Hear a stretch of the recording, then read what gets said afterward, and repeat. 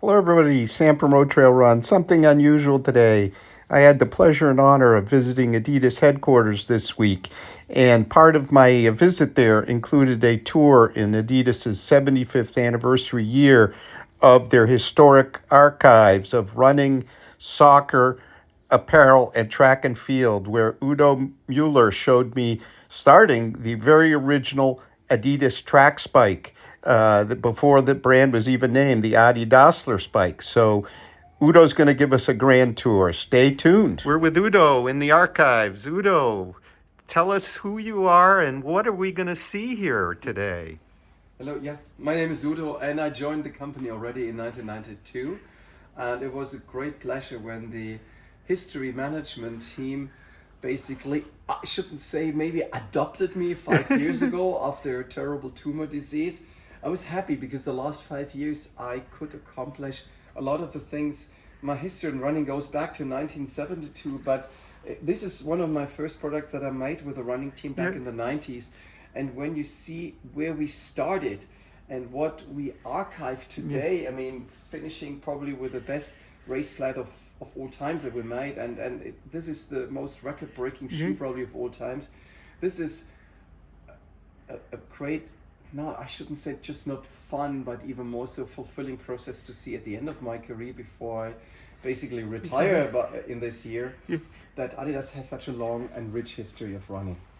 Udo's going to give us a quick journey through the marathon racers. Go ahead, Udo. I don't even know where to start, but I think it's probably fair to start with one of the best distance runners of all time, with my good old friend Emil Zaoptek. This was one of his training shoes that he used in the 50s. You see already the brand, the famous three stripes to have a key identifier on his shoes.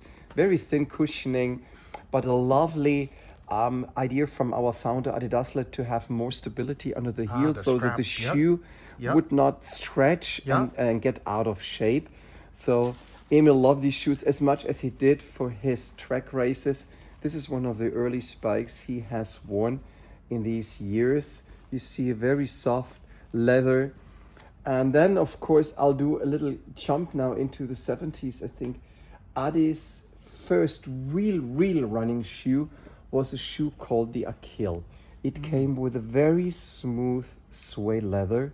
Again, the famous three stripes to really showcase the brand, but what was more important for the runner, to have really a little bit of heel cushioning. It was a time when running became popular, when people reached out, and that was the leather version. I think even more successful and fun enough today. It's one of the most popular sneakers in the market.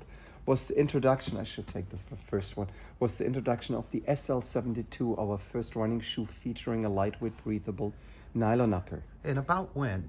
It was 1972. Yeah. So it was launched around the Munich Olympics, and many runners loved it. It was my first running shoe in those years, and later Adi made slight adjustments, and together with the running team, they gradually upgraded the cushioning level a little bit, but it stayed, even though it came different colorways, it stayed very much the same for a long time because it was a perfect fit, it was flexible, it was lightweight, everything a runner wanted.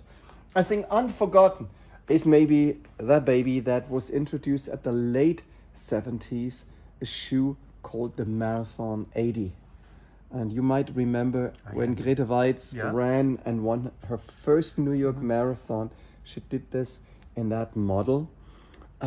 It was such a lightweight, highly flexible shoe, incredibly lightweight, but the running team back then added a few nice things. For example, using the nice logo of the company, which was the Travel at that time, even to be a kind of traction element in the outsole, and a kind of extended outsole here in the back, so in case you land on the heel, you have a wider surface to give you grip when you land and a bit of more cushioning. It was the base work for many more race flats to come in later years. I mean, we talked about the 80s. I think it's unfair maybe only to say it was Adidas Germany working on new shoes at that time.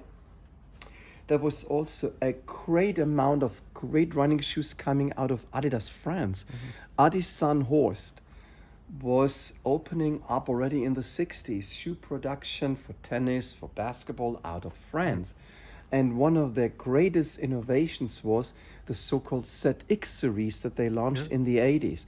So this became the base work, the groundwork for what Adidas later launched under the name of Torsion. So there was almost a parallel development coming out of France and out of Germany. So this was one of the shoes from France. And at the same time, I just picked one, which was a sensation in the 80s. A shoe today, sneaker freaks are getting pretty excited when they see the Micro Pacer.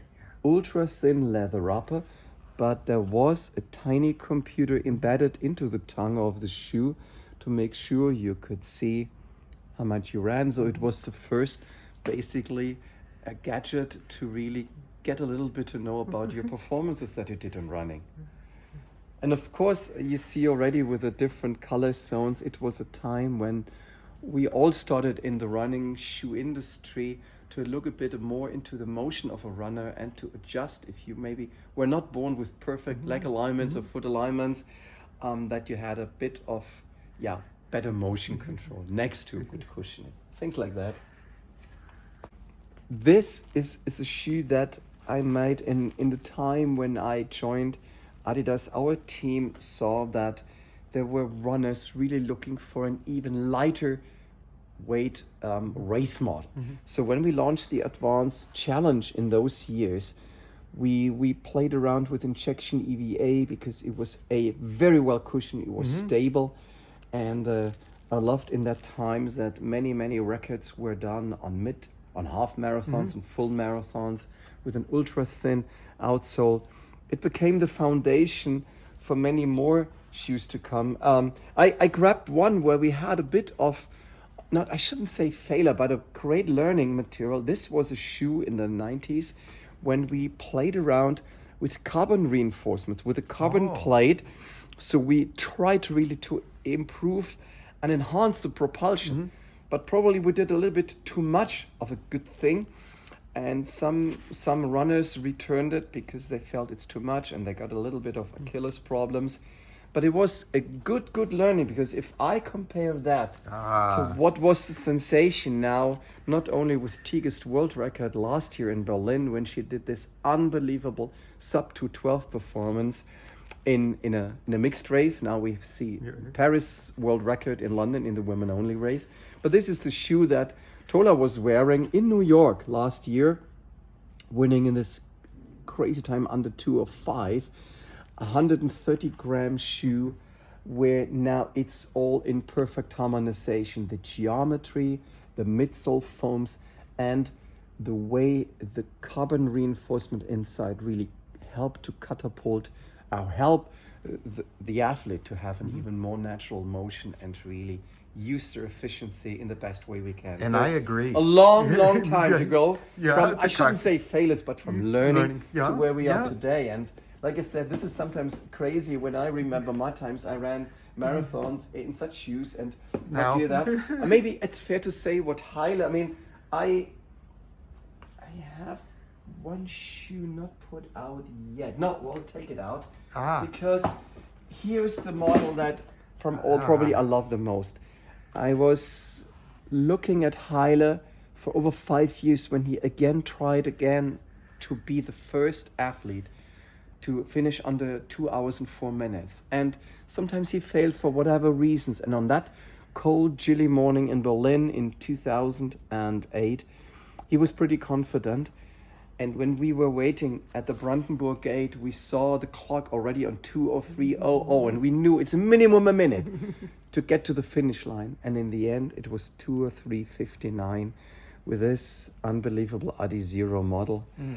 Everyone loved it. It was such a record day for Haile and for us. And I have to say, when we interviewed Haile earlier this year at our Adi Zero Road to Records event here in Herzogenaurach, he said, and he did not say that with arrogance, but he said it with confidence. He said, if I would have had a shoe like that, I guess I would have been the first man in the world to beat the 2 hours. And now we can speculate But the way he said it and the way how these models today improve the performances, who knows? I mean, I don't want to end in speculation, but between 2008 and 2024, there's a big hell of a difference, I believe.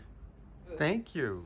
I prepared a few small surprises for you. I think some might remember the sensational performance of Wilma Rudolph in the 1960 Olympics in Rome. This is one of her original spikes that she used in 1960. If we go to the 80s, however, it's not complete without mentioning the best hurdler of all times, probably Edwin Moses, that left some of his great shoes. And my personal favorite, since I worked with her for a couple of years, Jackie Joyner Kersee's spike shoe that she used when she did her fabulous heptathlons. She was an amazing athlete, and she continues to be a brand ambassador for us. So what a lovely performance product. We are in the archives, but we're going to talk soccer. So what do we have here, Udo? I think I'll take you back to the early 50s. I mean, you must imagine there was a time when our founder Adi Dassler really made a sensation with that football or soccer boot, as you call it, because in that times, I have to start with that one. Yeah. In that times, many soccer shoes were simply looking a bit like a hiking boot. They were pretty sturdy, pretty heavy, a bit unflexible. They had, for the most part, leather studs, so everything else but comfortable. But Adi didn't like all that. So what he did, and the German team actually wore that model, was a lightweight, truly soft leather upper, low profile version, and the sensation also equipped with exchangeable plastic studs that didn't absorb water. So in total, that was much lighter and more flexible than what the competitors had to wear. On Excellent.